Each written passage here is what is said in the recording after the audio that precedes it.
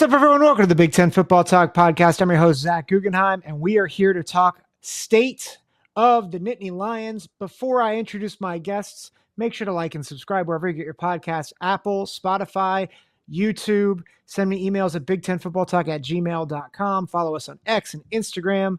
But without further ado, I've got two guests today from the Nittany Blues Pod, Andrew and Vince.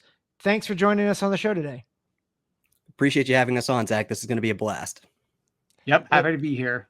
Yep. And I was going to say, we have a little bit of a changing of the guard because I live in Lewisburg, Pennsylvania. You guys are from Selinsgrove, if I remember correctly. Correct. That's correct, yeah.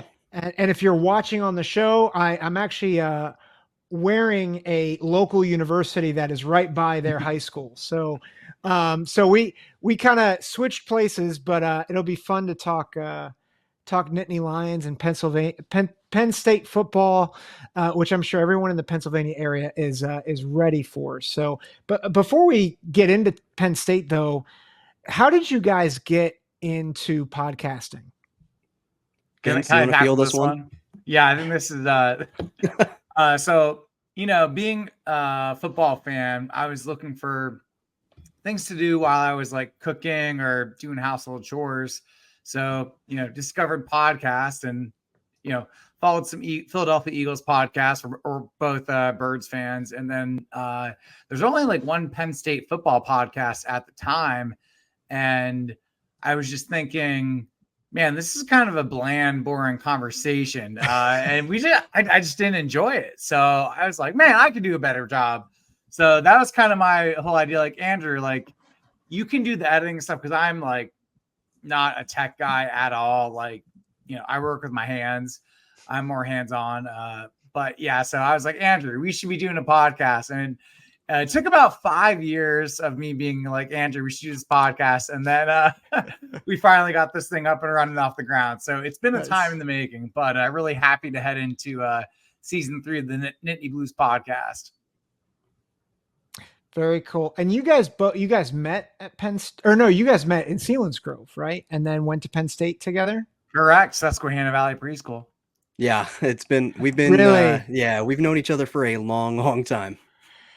So this is not just a friendship friendship for the past several decades, but a podcast in the making for the past several decades. So, yep, I think that's a good way to put it. Very fun. And you guys, of course, part of the College Huddle Community. And so just a great group, great community of podcasts. So make sure we'll drop their info in all the information down in the show notes. And we'll make sure you get another crack at sharing where we can find you guys. So at the end of the podcast, but why don't we get into really, I think, someone who is a polarizing figure, I think, in a lot of maybe the whole country in terms of college athletics is James Franklin. I don't know anyone, maybe besides Josh Pate, who will argue that he's just a good coach. Some people, I think, love him. A lot of people will say he's overrated, which I think Josh Pate actually makes a really good argument that he's not. But we're year 11 of the James Franklin era. How do you feel like the Penn State faithful view Franklin? Vince, you want me to go first? Yeah, you got it, and then I'll follow up. Yeah, sounds good. So, yeah, I mean, I think that the general opinion on Franklin from the fan base is mostly positive based on what he's been able to achieve over the past decade. That being said, much like, the rest of the country, there's a solid faction of fans that are disappointed in how certain games, certain seasons have ended up under Franklin's leadership. Generally speaking, I would say that like most programs in college football would probably lose a lot of the games that he has lost, with a couple of outliers in there, of course. But for the most part, though, I think that Franklin has done pretty well, just given some of the challenges of the division that Penn State's been in for the past handful of years. That being said, and I think this is really where a lot of the unsatisfied fans come from. Franklin is compensated very well to navigate those challenges and find a couple of wins. So, I don't think he's elite. I don't think he's terrible. I think the answer is 100% somewhere in the middle. Yeah, I think that's a great point, Andrew. Like, we always rag on him for going 10-2, and heading into this year, that's kind of the expectation. He's probably going to go 10-2. He's really good at that, and that's better than 95% of programs in the NCAA at the Division I level. So we are in a very good spot. So I think 50% of the fans are like that. 25% probably really like him, and then the other 25 are out with their flames and pitchforks chanting "Fire Franklin." And everything, just because, PA fans are so passionate and they want to win it all. Like, it's like championship or bust in terms of Penn State football. Last national championship was 1986, and our fans have been starved of a national title. So, similar to Philadelphia when, they won their first Super Bowl in 2017, a lot of fans like that are, also Penn State fans. So I can understand where the, people getting upset, and I understand where that comes from for sure. The thing that frustrates me most as a fan is we never seem to get the upset. Mm-hmm. Like, if you look at men's basketball, they might lose some games that they should win, but also at the same time, you see them upset some teams. Like, they upset Wisconsin, top 15 at home. They upset Illinois, who was a tournament team at home, top 10 team in the country. So I think we also see some other programs who might not be as consistent, but they do perform at a level where they're upsetting teams that they shouldn't beat. And we just really haven't seen James Franklin do that outside of the Ohio State whiteout in 2016. It just hasn't happened since that point. So I think, it's been a long time coming, and Penn State fans are, starving for another win like that and another season like that. Yeah. And that 2016 upset was very painful for me. I wasn't at the whiteout, but I was sitting with a bunch of Penn State students. We were at a ministry conference, and I was with a bunch of Penn State students wearing my Ohio State jersey, and that was a mistake. It was a big mistake that night. It sounds like, though, just coming back, it sounds like you guys, would you say that you Franklin's kind of just where you would expect him to be? He's not underachieving, he's not overachieving. He's just kind of, he's doing good. I would say so. I honestly, like, when I was kind of thinking on this question, I think that the context or the context behind this answer has kind of shifted as time has moved along. Because if you looked at 2019, so, the first 5 years of Franklin's tenure at Penn State, and you compared where they were at in 2019 versus 2014 when he came into Penn State, you'd think that they were doing pretty dang good for themselves. Multiple New Year's Six bowl appearances, a Big Ten conference title, a huge upset win over Ohio State. Like, that was like the biggest win over Ohio State that they had in a couple decades at that point, really. And you'd think that they were pretty much overachieving because they weren't recruiting at like a super high level. They were kind of treading water for a little bit post sanctions and stuff like that. But then if you look at the past 5 years, 2019 to now up to the 2024 season, you have no wins against Ohio State, 3 straight losses to Michigan. And this was even despite them actually recruiting at a very high level. They weren't recruiting at the level of Ohio State, where, most teams weren't, outside of like Alabama and Georgia at this point right now. But they were at least holding serve with Michigan in that regard. So the talent pool was not the question. It was the coaching staff, really, or at least that's how it looks from the outside. So, you'd kind of think, like, based on where they were at in 2019 to now, it just kind of seems like they plateaued in a big way. But all that being said, by the law of averages, looking at like the first 5 to the previous 5, I would kind of say that they're like right where they should be. Yeah, I think that's a good point, Andrew. When he took over the Penn State job, quite frankly, Penn State wasn't very good. They had a lot of obstacles to put them in a difficult position. But I think he did a good job taking them from that mediocre to good range to great. And he even had a press conference, later through his career, and he says, we want to get from great to elite. And that was in 2018. just 2018. for reference of, where we're at now. Yeah. So we've been told this as fans, and it's been, 5 years, and they still haven't made a stride. So I would say earlier in his career coaching Penn State, he has actually overachieved. No one was expecting them to beat Ohio State. No one was expecting them to win the Big Ten championship. And, after that, people, the expectations came, and, they fell short. And, whether it's been Ohio State or Michigan or both, sometimes getting upset by Michigan State after our Ohio State hangovers. That's been unfortunate a couple of years. And it just seems that, ever since that Big Ten championship, and even that year we won the Big Ten championship, it's been 10-2, 10-2, 10-2. And they just haven't been able to figure out how to crack that code and get it to the next level. Yeah, and I think that's a helpful. I think you guys used the word plateau, and I think that's a helpful word because I think people look at the last 5 years, and not there's some context here too. Like 2020 was COVID, and I still firmly believe that Indiana beat you guys 5 times that season. Like I mean that, like, they lost on that one play to Penix, and I just think it hung with them the rest of the year. Yeah. And then, yes, we agree. yeah. And then 2021, Clifford goes down in the Iowa game. They were in control of that game in Iowa City, and he goes down and he's injured like off and on the rest of the year. And they go from being 5-0 ranked top 4 in the country to 7-6. So like people forget that. And they also forget that 2013 he came in. Was it 2013? Yeah, 2013 he came in. Yep. And Bill O'Brien did a good job stabilizing the program, but people forget just how dark it had become in Happy Valley.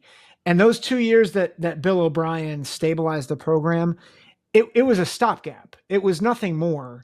And Franklin was not only taking over a program that was reeling from scholarship sanctions, reeling from all these things, he's now entering a Big Ten that's getting better. Yeah. And so you have all these things and you forget what he's accomplished. And I'm not a Franklin guy, but I think people like Paul Feinbaum was just on his show ragging on Franklin, saying, well, Penn State fans are upset about 10-2. And it's like, dude, how many programs in the SEC would kill for James Franklin's resume right now? Like everyone outside of maybe Bama, Georgia, and Ole Miss, maybe. So like people, I think, rag on James Franklin a lot, but I think what you're helping us do is just say, hey, he's elevated the program. We would love to get to that elite level, but also like, let's not throw the baby out with the bathwater. Like he's actually been pretty good.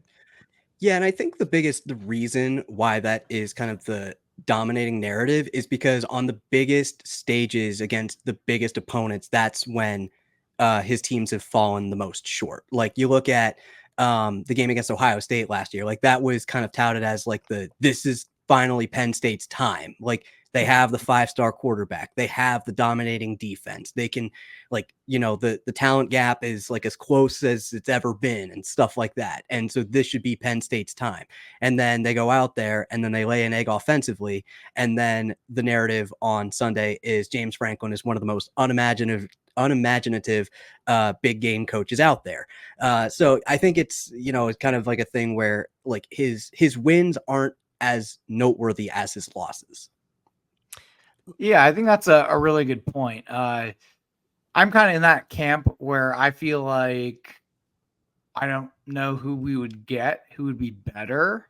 Mm-hmm. So that's the camp I'm in. And I do think we don't appreciate his really good qualities. I think he's a very good CEO of football operations in general, in terms of, assembling a staff and relationships with players.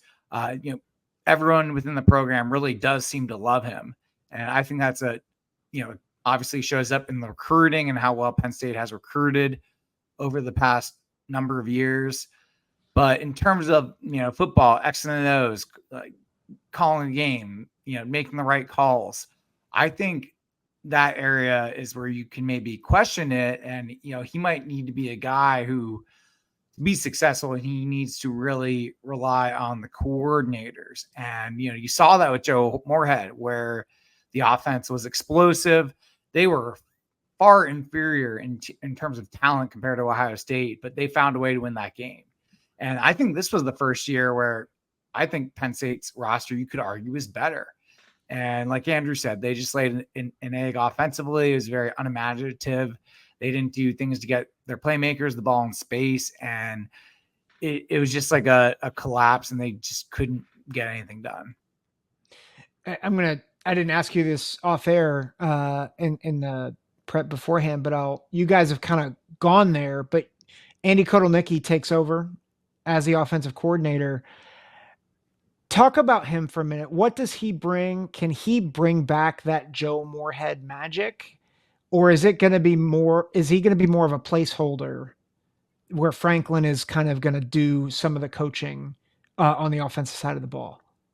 I think this is closer to Moorhead than the alternative. And the reason why I think that is because like a staple of Moorhead's offense at Penn State during the 16 and 17 seasons was a ton of motion, lots of targets, guys, like going in like different ways, like across the field, trying to confuse the defense, put defenders in bad positions and stuff like that. And when you look at the tape of what Kansas was doing offensively last year, they were one of the highest teams in terms of pre-snap motion, pre-snap shifts and stuff like that. And Penn State was one of the lowest. And, there's people who are much smarter than I am who have done like deep dives on this, but basically there was a method to the madness with all the shifting that was happening at Kansas, and its ability to kind of help the quarterback out and put the defense kind of on their heels and stuff like that. So I think there is going to be a resurgence, or at least that's what we would expect for a coordinator of this notoriety, and also the fact that Penn State's paying him quite a lot of money as a coordinator to come in. So by all those means, that's kind of where I'm expecting things to be like, to kind of be like to have kind of like a Moorhead like impact here. What do you think, Vince? Yeah, it's most definitely not a stopgap. If Coach Franklin is hiring stopgap coaches, then he's going to be out the door. We often debate about Coach Franklin, like how long is his leash? And I think when you lose to an Ohio State, a Michigan, those are top 5 programs. Most teams are going to lose to them. However, now we have a lot of these programs like Oregon, USC, UCLA, Washington. So some teams who are in that top 25 pretty consistently, but for the most part aren't in that juggernaut category as an Ohio State or a Michigan the past 3 years. So I think that'll be this year is going to be a really good indicator of who James Franklin is and how good he really is. I think it'll reveal more. That way, we're not debating, is he a good coach? Is he a bad coach? I think the season's going to tell us a lot.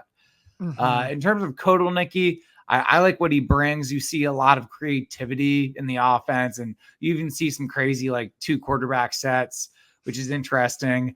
I wouldn't expect to see too much of that. He had the audacity to use a Dairy Queen blizzard analogy in a place where the Penn State Creamery is located, but it was a really good analogy. He said, we need to make sure the vanilla is really good. So your typical plays that you do, your motions, he's like, we need to be really good at that. And then, whatever your favorite candy or fruit is that you throw in your blizzard, he said, we're going to mix it all together. And in the end, it's going to be a good offense. But he said those cool trick plays that you see highlights from at Kansas, he said that's not going to be happening all the time. It's going to be, sprinkled in there. It's going to be a healthy mix, and hopefully the product is a highly successful offense. When you look at Kansas, a team far inferior talent to Penn State, he got a lot out of those guys. So I'm hoping that he's able to do things to put the Penn State players in a good position to win football games and score a lot of points. Yeah. Well, and to that point, Vince, I just pulled up Kansas's record from a year ago, 9-4, and they upset Oklahoma at home. Only 2 games below 20 points. And granted, that's I think, an inferior conference from a year ago, but I mean, they played Texas. They got killed by Texas, but Texas was a playoff team. They're going to most likely be a playoff team again this year. Oklahoma, good team, good roster. And, they went 9-4 in a conference that they easily could have been a sub 500 team with their talent level. And so I think that gives a lot of hope to, I think, a program that has been starved offensively for a while now. And, Clifford did some good things, but I think you guys would agree that he had his limitations. We're gone from the days of Trace McSorley and Saquon Barkley, who to this day, I think Saquon Barkley is, if he's not the best running back I've seen in college, he's my favorite running back I've ever seen in college. He's absurd. He was our favorite too. He's our, yeah. Surprisingly, Ohio guys picking Saquon as their favorite running back. Dude's amazing. He is. He's happy to have him on the Birds. That's for sure. That's true. That's crazy that he's gone to the Birds after being on the Giants. So I'm sure that was an exciting time for you guys. I bought that jersey literally as fast as I could once it hit the store. I got one in my closet too. That's amazing. That's how quick did it get delivered? That's the real question. Not very fast. No, I think it was a couple of weeks. I think my brother bought it for me as a gift, but I got it very shortly. Nice. Yeah, really, it took a while because I think they just had such a high volume of orders because it was like in processing for what felt like 3 weeks. Dang. Everybody that's listening in Pennsylvania is like, oh yeah, it's my fault. We bought them too. Yeah. Well, I just wanted to make sure I had it for the season, and I do. So that's all that matters to me. There you go. Well, and Vince, I'll go to you on this first. Drew Allar, came in with a lot of hype, talking about quarterbacks, talking about really good offensive players. I think a lot of people look at Drew Allar as, the potential's there, but he really held back the offense at times last year. What's your read on his progression? Do you think he's poised for a breakout year this year? I think he could do better, but I think the play calling needs to improve. Like, I would really like to see Penn State play the way Michigan does a little bit more. You have 2 stud running backs in Katron Allen, Nick Singleton. We got a third guy, Quentin Martin, true freshman, looks the part to be the next stud running back for Penn State. You got a good offensive line. The offensive line is a little bit better in run blocking as opposed to pass protection. They're pretty good at both, but definitely a team that statistically you look at their yards per carry does really well. However, for whatever reason last year, very low percentage of the play calls. And I think if we can, try to, wear other teams down like Michigan does, I think that's going to make things easier. And I think Penn State should utilize him more like Michigan did with JJ McCarthy. And if you look at his, turnover ratio, which is one of the most important statistics in college football, he takes care of the football. He set an NCAA record without throwing an interception. Like, he doesn't suck, but, he takes care of the football, which is great. He's a really great game manager. But when it comes to, taking those risks, he's not slinging it down the field like Trace McSorley is. He's got a different playing style, but you can win with that style. You can win with the guy who takes care of the football and is smart and intelligent. He's strong. He can run the ball if he needs to. He can do a lot of things, and he can lead Penn State to winning football. I think play calling could go a long way in helping Drew Allar and his development. And especially if Kotelnicki does a good job. I know it can be really difficult, as a player if you're getting new coaches every year. So that's going to be a challenge he does have to overcome. But if they have a good relationship, I'm optimistic that Drew can have a good season with some good play calling. Yeah, Andrew, do you have any additional thoughts to that one? I would agree with a lot of what Vince said. I think that he was far from perfect, but he definitely showed flashes of what you'd want to see from your 5-star quarterback. That high touchdown to turnover rate, pretty decent completion rate overall. The one thing that I think is really interesting about his prospects for this year, pairing with Kotelnicki, is that he struggled at times in play action last year, and that's something that Kansas did a lot to great effect. So I think it's going to be a very interesting thing to see early on in the season, whether this is going to be something that Kotelnicki is going to help Drew improve on, just being comfortable in play action, kind of seeing things maybe a bit better, like from a defensive read standpoint, or if Kotelnicki is going to have to shift his philosophy a little bit, maybe play to Drew's strengths a little bit more, because when you look at the tape, where Drew was really successful was when he was not in play action and going through his progression on the flat, crossing routes, and on out routes. He didn't really look towards the go route too often, which was kind of a point of contention with Penn State fans kind of partway through the season. Like, it just basically was like they were never going deep, even though he had a cannon of an arm. So that, maybe that's something that they're going to look to possibly improve upon. And I think this is just going to come with experience too. But, when he had a clean pocket and he felt comfortable, he was very effective. But when even though at times he would have a clean pocket, he would feel the pressure of that internal clock start to tick a little bit more, and he would suddenly leave the pocket, even though he's got, a crossing wide receiver, open for a big play.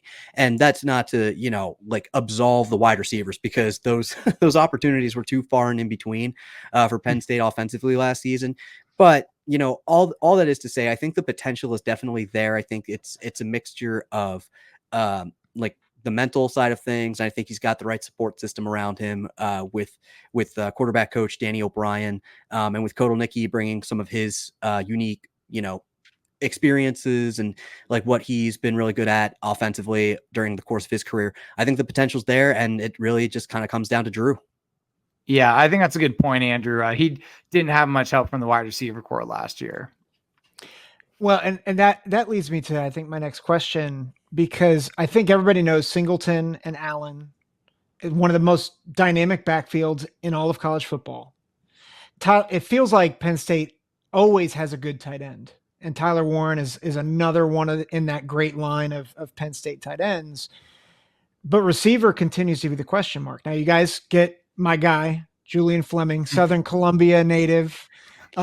He was our guy first. He just decided to go to you first. That's fair. That's very fair. I'll concede that. But Fleming comes over. You guys lose Lambert Smith.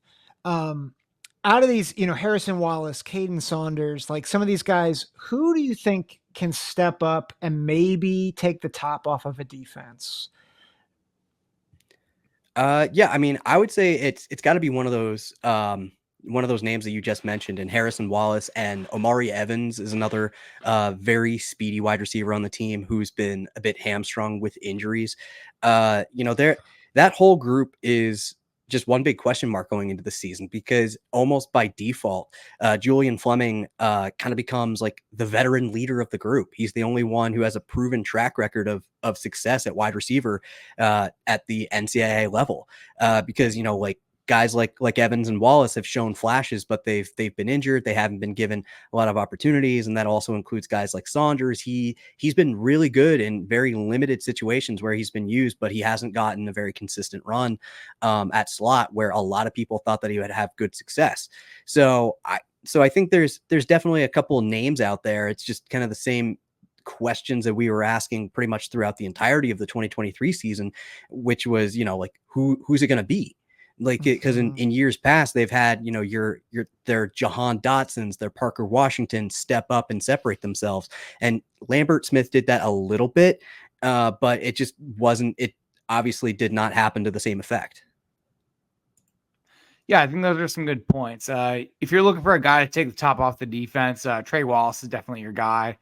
He had a lot of injuries last year, so that was definitely a limiting factor. Mari Evans 2 years ago just looked like a beast. Like, he looked like a number one wide receiver in the blue-white game. However, that didn't translate into last season. So he's a guy who we've seen flashes of doing things. So he's another candidate to fill that position. However, my favorite dark horse is Caden Saunders. I especially think he could do well in the slot. He's very shifty and agile. Kind of reminds me of KJ Hamler back in his playing days at Penn State. So I think he's the dark horse. Plus his freshman year, when Drew was the backup, they got a lot of repetitions together. So they should have some pretty good chemistry just from all the reps that they have. Yeah. And if I think Julian Fleming, while he certainly was, I think, on his way out at Ohio State, obviously, you get a big bodied receiver who is fast, and he's a leader in that room. And I think that matters a lot, because getting a young group of receivers, you're talking about Saunders, Wallace, Evans, who's a junior, but Wallace and Saunders, sophomores, having a veteran leader who can really kind of take that room under your wing. And I mean, he can go and say, hey, I've played in the playoff. I know what it takes to win. I think that's a big deal. Defense, Penn State has been, I think, one of the best secondaries maybe since 2015, 2016. Like, it just seems like they always have dudes. Defensively, who's coming back and who are the key newcomers that we should be looking for? Vince, you want to go? Yeah, I'll go first. So some guys who are coming back, you got Hakeem Beeman and Devon Ellis on the interior of the defensive line. Front seven did a great job last year. You got Dennis Sutton, who he might have been overshadowed by Chop Robinson, but he's a guy who has high aspirations to break Penn State's sack record. You got Abdul Carter, who's rotating down to defensive end, which opens up the role for Tony Rojas to really shine in the linebacking core, along with veteran leader Dominic DeLuca. And then leading off the secondary is KJ Winston. He's one of the guys who I wouldn't be surprised if he gets the green dot on defense, and he's the guy who's communicating all the plays. Coach Franklin has looked at him as a leader and really looking to him to step up. And then you got Jaden Reed as well, who does have experience playing safety. So those are some big guys that are coming back. Andrew, who are some new faces that fans can look forward to, seeing in the blue and white next year? Yeah, so I would say the biggest name probably is Tony Rojas at linebacker. He's really slated to be kind of the next really good playmaking linebacker for Penn State. And they're certainly going to need him to make lots of plays this year, because linebacker depth at Penn State is getting more and more thin as time goes along. So they're going to need him to, even though he's young, kind of establish himself as that alpha dog a little bit in the linebacker group, while some guys are working to make their way back. But so you got him. And I would say the other name that people are most excited about, or should be most excited about, probably is AJ Harris, the transfer cornerback from Georgia, former 5-star recruit. Dude just showed flashes of everything in the blue-white game.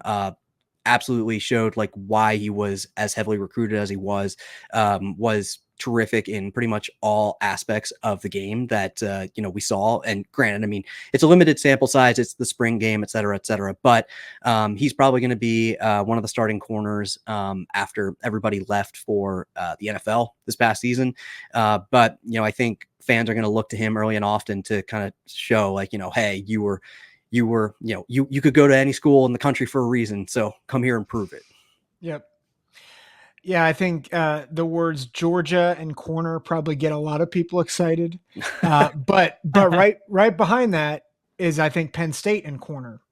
I can't think of the last time you guys didn't have a great corner. And I think that whole secondary is going to be tough once again for the Big Ten. And you guys are going to need it, because I think the Big Ten has some firepower across the way. Before we get to that schedule, though, Abdul Carter, you guys mentioned him. Phenomenal player, phenomenal talent. He goes to the edge. Is this a move that maybe puts him as a potential All-American at that edge spot? I would absolutely say so. like this just seems to be such a natural fit for his skill set and what he's shown to be most effective at doing. And his like first step is faster than pretty much anybody else in the Big Ten that I've seen, or at least, closely examined. So I think that he's going to, very quickly establish himself kind of in that like midseason All-American spot. As long as he's able to stay healthy, of course. But, Vince has talked at length on our podcast about how this was kind of like a come full circle moment for him, because he was originally trying to be recruited as a defensive end. That's like, where he was kind of most comfortable at in high school and stuff like that. He was a big linebacker to begin with, more or less. So now he's had his Micah Parsons moment. They're finally moving him to edge because, they need to replace two NFL edges now, stuff like that. So just kind of gives him the chance to continue to do what he does best, basically.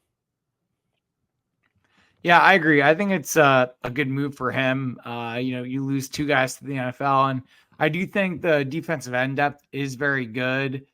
But when you have a guy who's as fast as him, it's insane. Like if you are an offense going against Penn State, he's the number one guy you are worried about wrecking your day and containing. His first step is so quick. There were times in the blue-white game where he probably wasn't even locked in, and our tight end had an assignment to block him, and he didn't even get a finger on it. Like, that's how fast Abdul Carter is. He's big, he's strong. And there's times where he might even play linebacker too. So that's even more of a headache. Mm-hmm. The thing is, even though he is so big, he still has that speed that is necessary to play linebacker at that level, which is extremely rare.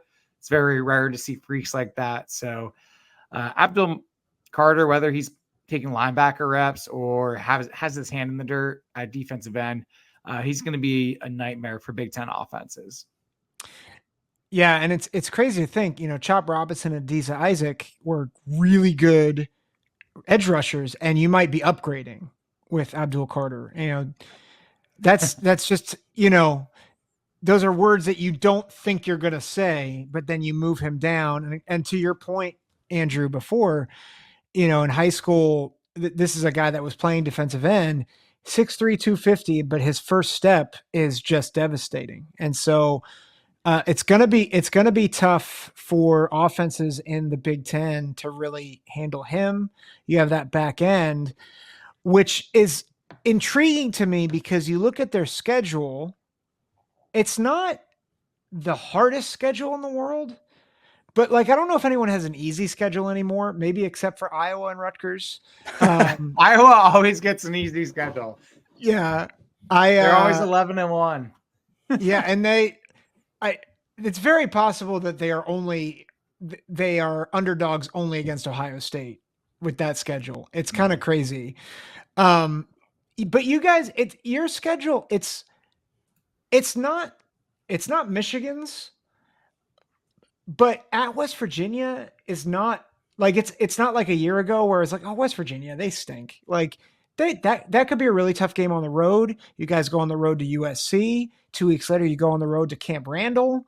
That's and Minnesota. I think people are sleeping on Minnesota, and you go to Minnesota. So those are 4 road games that I think are, I wouldn't say are toss-ups necessarily, but they're not great places to go. You still have Ohio State on the schedule. How does Penn State navigate this thing? I would say they have to avoid stacking losses, which has plagued them in the past, and they have to win one of those 2 road trips between USC and Wisconsin. That to me is their path to winning 10 games again. But we've seen in some years past, 2020 being probably the most extreme example of this, but losses can last pretty long in college football. And so they've got to, make sure that they're taking care of business early and often in this season, because the new and improved Big Ten is not going to allow Penn State to sleepwalk their way through game 1 against like, insert non-con opponent here, but still from like a Power 5 conference, and finally get their footing by like game 4 and stuff like that, until they're like ready and willing to go. Because, game 4 for them this year is Illinois, which, I mean, like, Illinois, I think Penn State should win that game pretty handily, but, they also thought that in what was hitting in 2021 too. So, I don't think any game is a gimme. And, so that to me is how they navigate it. Like they've got to like make sure that they come out of those 2 major road trips with at least 1 win. Yeah. And I think the biggest thing is consistency. When you have young men entering college, that's the thing that's most difficult for them. And you often hear coach talking about seeing flashes, and, their job is to help them figure out how to become more consistent. And, obviously another theme, like you mentioned, is make sure 1 loss doesn't turn into 2. You have Ohio State November 2nd at home. Then you have Washington the week after, who, they lost a lot of talent from the roster that went to the national title game. But if you're not on your A game, that's going to be a really tough matchup. So they cannot let 1 loss turn into 2. And another thing that's going to be challenging this year is, the road games. In the past, I feel like, our tough road game has been either Ohio State and Michigan. We always stagger which of those 2 teams we get at home and which one we get on the road. But now there's a lot more tough road games. We haven't had that in the past. And one of the big things on Franklin's resume is he's never won a big road game. Even the year we won the Big Ten championship on the road, lost to Pitt, lost to Michigan, 49-10. Like, we have not been a good road team in general. They have improved over the years. They beat that Purdue team that was very good. It was in a close one. They went to Camp Randall and beat Wisconsin week 1 of the season, 16-10. However, they've been very, very close. So, Penn State needs to make sure they don't make mistakes, don't commit those false start penalties that can happen in noisy environments. Stay disciplined, take care of the football. And, that's going to put them in a good position, against a Wisconsin or a USC. And I think that trip to the West Coast is going to be really difficult, not only playing in that time zone, but just because in the history of Penn State football, we don't seem to play well against USC, or we lose a close game. So for another reason, that's like in my gut, I think USC is going to be a really tough road trip. Which, just as like a little addition there to the trip to Camp Randall, not that their fans ever need more juice to get up for big games and stuff like that, but they're selling beer inside Camp Randall for the first time this season. So maybe that'll get them jumping around like crazy, man. They already jump around without it. Yeah. And they like to party there. So yeah, they do. This is gonna be a great atmosphere. Yes. You guys mentioned USC, Wisconsin, Ohio State, obviously the West Virginia opener. Are there any other games that you look on there and you're like, I don't like that. Like, I should be fine with it, but I don't like that game on the schedule? Honestly, I would say probably Wisconsin fits that mold for me the best. Okay. Just because it is like Vince said, I mean, like historically, Penn State's not a great road team under James Franklin. I mean, even some of the quote unquote give me road games have like turned into struggles. I mean, all you have to do is look at Penn State's inability to run the football against Northwestern last year at Ryan Field. Like, there's just weird things that sometimes happen with Penn State on the road. So I think back-to-back, like quote unquote big road games is kind of the biggest challenge for them. So that's where I think like it doesn't get any easier like right after that, because then you've got Ohio State and Washington. And Washington, I feel like Penn State can and should win that game. But again, like the Ohio State hangover is something that's bitten Penn State in the past. Jed Fish is a very good coach, in my opinion. They're, even though they're still kind of like piecing it together from the transfer portal after, DeBoer left, and they have to kind of figure out what the roster is going to look like. They're going to have, 2/3 of a season to figure that out by that point. So if they have figured it out, Penn State should not think of that game as just like a assured whiteout victory. Like they have to come with their game faces on. So, I think it's just in that middle of the season pack, like where it's going to be most mentally challenging for them. Yeah. No, I think that's a good, that stretch of USC, Wisconsin, Ohio State, Washington. I think it's tough. I'll give you one more, not to freak you out. But I this is the game that I always look at as an Ohio State fan that I shouldn't be freaked out by, but I am. Is it Purdue? It is Purdue at Ross-Ade. Yeah. They're always a tough out. Yeah. PTSD, man. Yeah.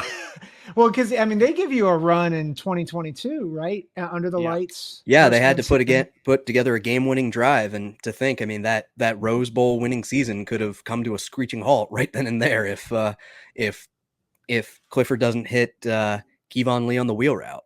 Yeah. So. Yeah. So, and that's right after Washington. So, it's not a hard schedule, but it's not. I think people who look at this and are like, oh, that's easy. You miss Michigan. Like, I think people need to understand the Big Ten's better.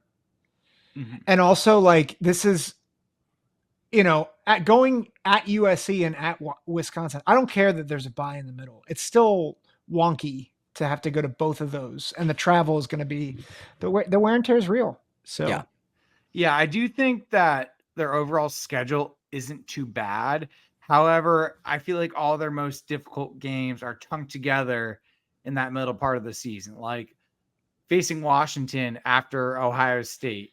It's bad things happen the week after we play Ohio State. It's just the way it is. USC, they actually, outside of West Virginia, I think all of their games are home. So going into USC, they really don't have a reason not to perform well. And you would think the bye the week after USC would help heading into Camp Randall, but that hasn't always been the case for Penn State. Sometimes they're a little sluggish after the bye. And I don't think it's like, Andy Reid's Eagles where they win every week after the bye. We haven't seen that with this Penn State squad. So if you listen to our show, you'll know that we make lots of Eagles references on the Nittany Blues podcast. Just as a little aside there. Yeah, there's a lot of suffering. Like I feel like the Eagles and Penn State both give you hope. They always give you hope, but then let you down a lot of the time. So we're just like they kind of run parallel to one another.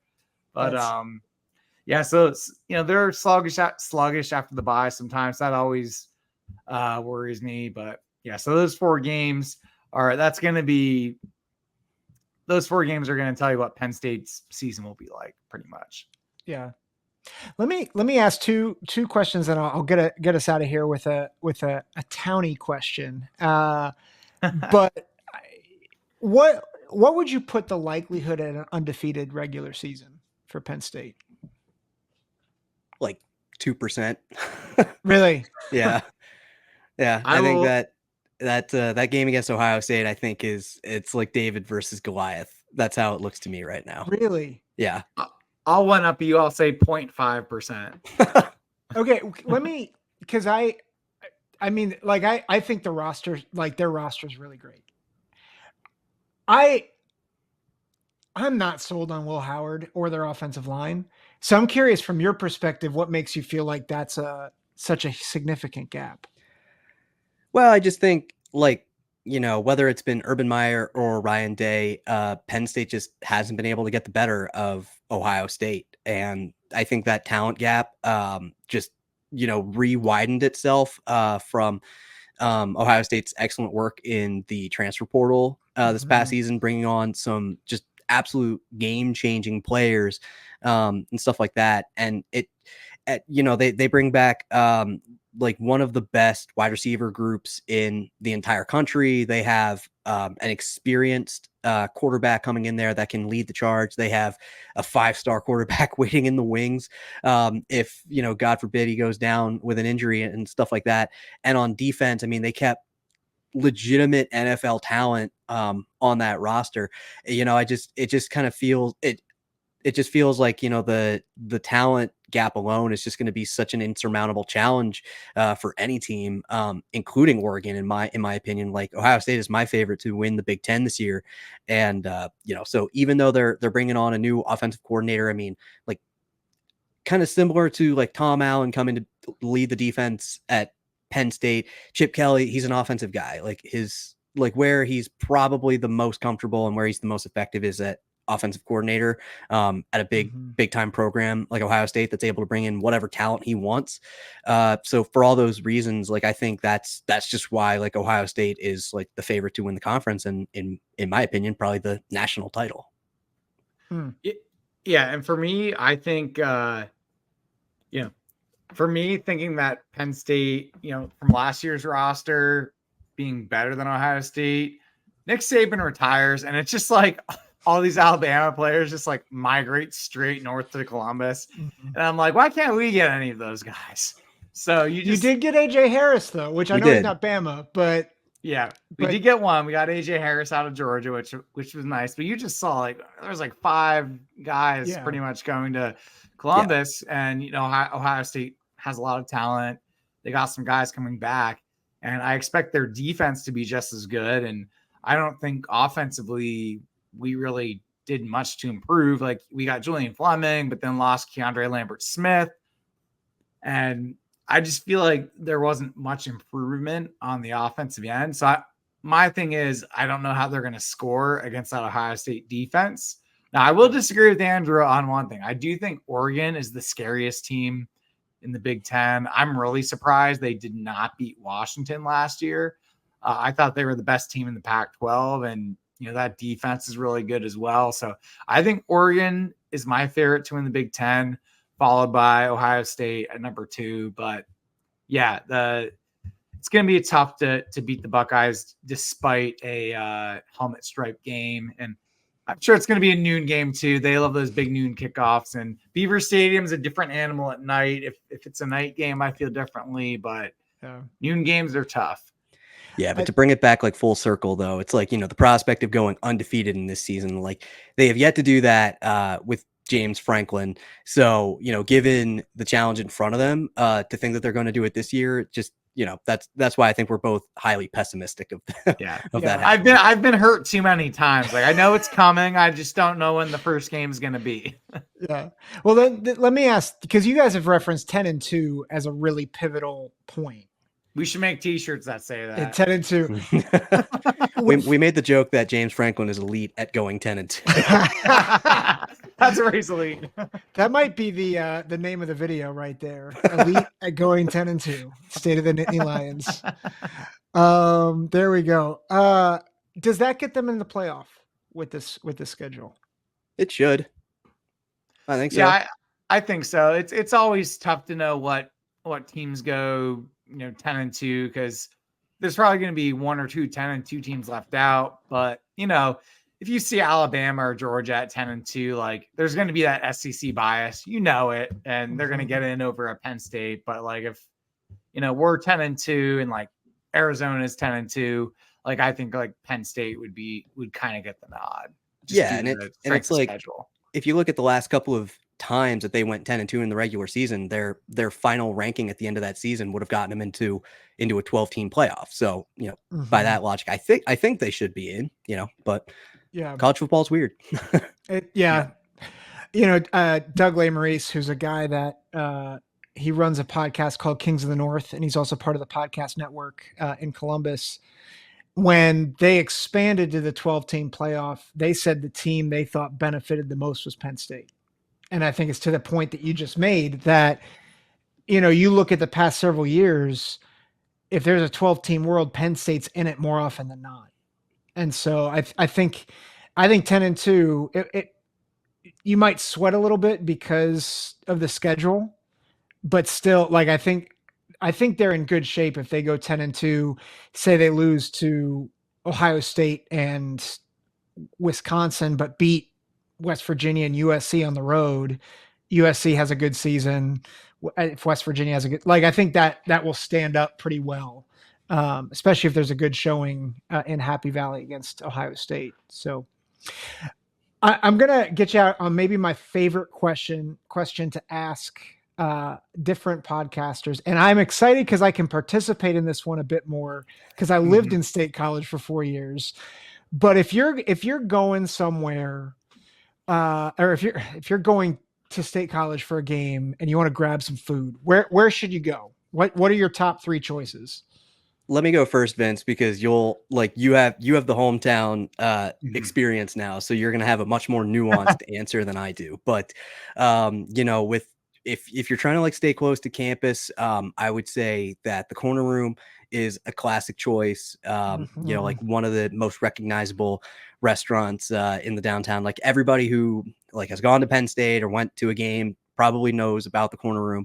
If you're looking for something that's maybe a bit more upscale, maybe you're looking at a Friday night dinner or something like that, the Tavern is also a very good choice.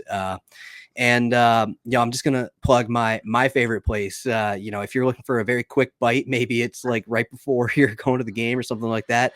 My favorite pizza place was Canyon Pizza. I will ride or die for for Canyon Pizza, man. So I'll plug them all days of the week. Nice. Really good answers there, Andrew. If you're looking at kind of the fine dining outside of town, my favorite place is Pine Grove Hall. That's in Pine Grove Mills. That's probably a 10-minute drive from downtown. They have their food's amazing. They rotate their menu. Highly recommend it.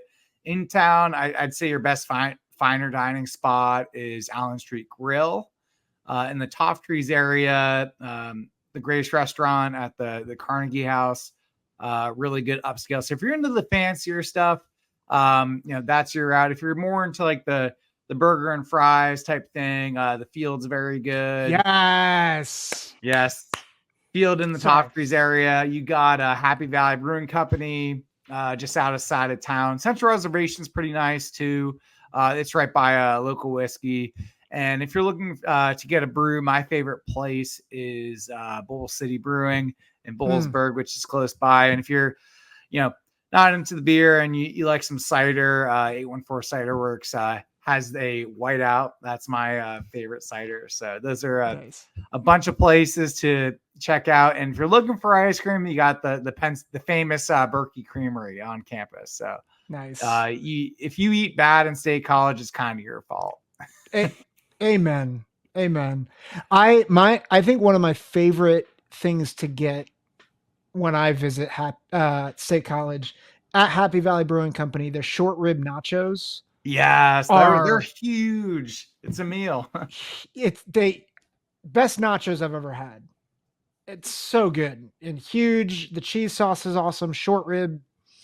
So in terms of wings, what do you guys think? Champs, I think, has the best, in my opinion. Yeah, I don't really order too many wings when I go places, but Champs is good, and I don't think you're gonna find bad wings anywhere. Arena also has good wings. The couple of times that I've been there have been very good. So yeah, it's funny as you're naming places, Corner Room and all that. I'm like, when I moved to Lewisburg, Lewisburg has good food. Yeah, I feel like the wing game is subpar, and there's just not as many fun places. So I miss food in State College. I'll throw one more out there, and I'm curious what you guys think. The Original Waffle Shop. Yeah. Waffle Shop. That's a good. Yeah, get brunch there on Sunday. It'll be packed, but it'll be worth the wait. It's a State College staple. If you're looking to avoid that line, Sower's Harvest, really good cafe. They're closed on Sundays though, so you'd have to go on a Friday or Saturday if you want to go there. Other good places that we didn't mention, Tadashi, really good sushi. And then if you're looking for some good Latin American cuisine, you got Lupita's downtown, you got Juana's, and then Carter's Table, I think, has the best tacos in State College. So okay. Little kind of pro tip though about the waffle shop too is that there are 3 of them. So the most recognizable one is obviously the one downtown. But that line is probably going to be astronomically long, especially if you go a couple hours into the kind of the breakfast hours. So if you're looking for quicker service, there's another one off of what would that be? West College Avenue, and there's also one on Atherton Street. So, and those two are better quality.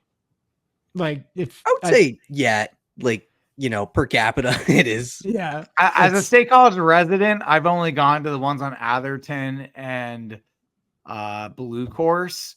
So I haven't been to the one downtown just because people tell me the other two are better. So I've just kind of done that. I've never tried the one downtown, but that's what I've been told. So listen to my peeps. Yeah. I can confirm that. I got some bad pancakes.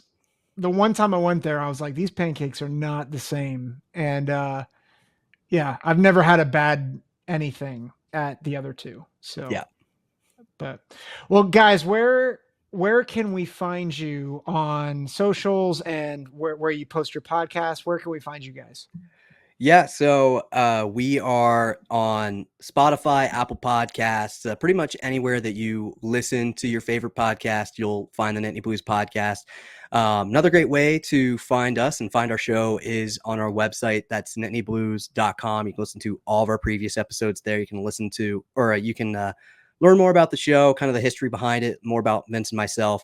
We also have our own merch at shop.nittnyblues.com. So if you want to go and check that out, please feel free. But outside of that, on socials, we're on Facebook, Twitter, and Instagram at Nittany Blues or Nittany Blues Podcast. We post updates about our shows, and we're pretty active during the football season and pretty much kind of throughout the school year, really, because one thing that we have to our advantage is Vince being a local sports nut, and he goes to all the different events and posts pictures of his seat at like football, basketball games and wrestling events and all sorts of different Nittany Lion events. So it kind of puts you like in that fan seat experience sort of thing. So we like to do that as well. But yeah, and outside of that, we're on the College Huddle, as you mentioned before, at thecollegehuddle.com. You learn more about all the great shows. We've already done some wonderful collaborations with all the awesome content creators there, yourself included, Zach. So it's been an absolute pleasure.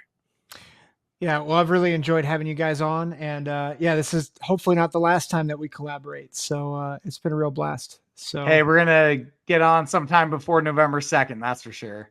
Yeah, there we go. We'll do that for sure. For sure. Cool. Well, thanks guys again for coming on the pod, dropping some knowledge on the Nittany Lions. And for those of you listening, make sure you subscribe, make sure you follow them on X, follow them on their website, buy some merch. And guys, thank you so much again for coming on the show. Appreciate it, Zach. Thanks so much. Yep. Thanks for having us. For sure. For the rest of you, take care and God bless.